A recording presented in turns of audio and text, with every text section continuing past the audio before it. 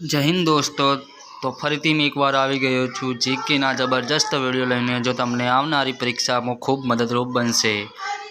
તો ચાલો શરૂ કરીએ. પ્રશ્ન નંબર 1. જળ કમલ છોડીને જાય બાળા, આ કાવ્ય કોને ઉદ્દેશીને લખાયેલ છે?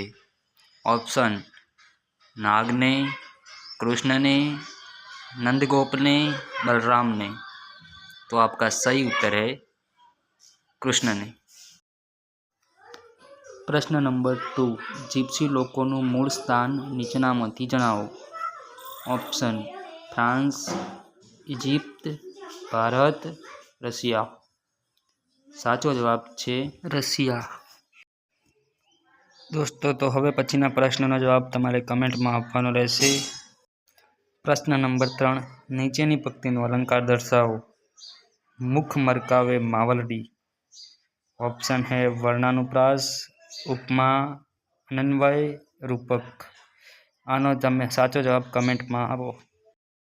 પ્રશ્ન નંબર 4. ક્રિમિનલ પ્રોસિજર કોડની કઈ કલમમાં તાજના સાક્ષીની જોગવાઈ કરવામાં આવી છે? ઓપ્શન: 306, 300, 308, 309. પ્રશ્ન નંબર 5. પ્રકૃતિના સુરક્ષાવાલ કયો છે? ઓપ્શન: અ જ્વાળામુખી, બ બરફ, ક વરસાદ, ખ ભૂકંપ. દોસ્તો, આ પ્રશ્ન તો લગભગ બધાને માલુમ જ હશે, તો પણ આનો જવાબ હું આપી દઉં છું. આનો જવાબ છે જ્વાળામુખી. પ્રશ્ન નંબર 6. વોરંટ કેસ એટલે શું? ઓપ્શન: ફાંસી, આજીવન કેદ કે 2 વર્ષથી વધુ પાત્ર ગુનો.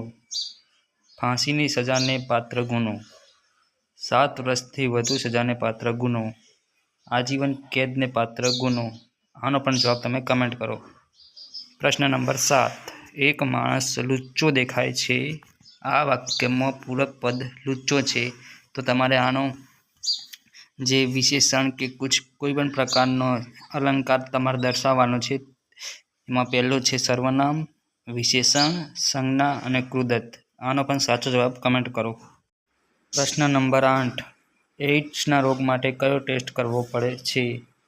Options: Alisa, CBTS, SGPT, HIV. આમનો તો તમને મોટા ભાગે ખબર જ હશે, તો પણ સહી ઉત્તર કમેન્ટ કરજો.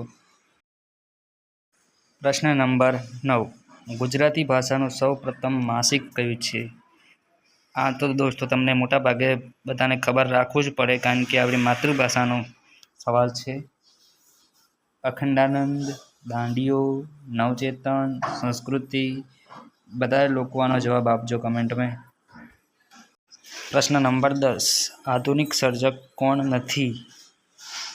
સુરેશ જોશી, દલપતરામ, કિશોર જાદવ, મધુરાવ. આનો આન્સર હું આપી દઉં છું. આનો આન્સર આવે છે દલપતરામ.